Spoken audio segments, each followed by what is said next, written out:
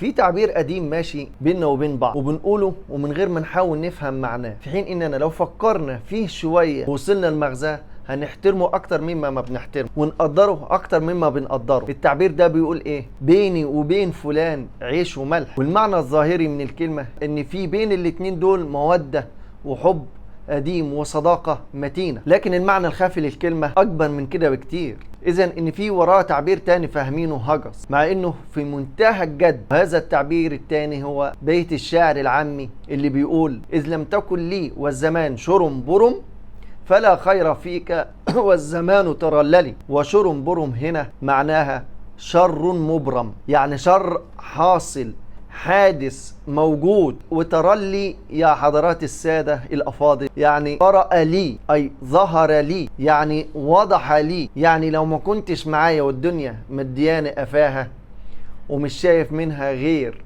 شرها، يبقى مفيش منك خير لما تضحك لي والحظ يديني وشه ويطرأ لي.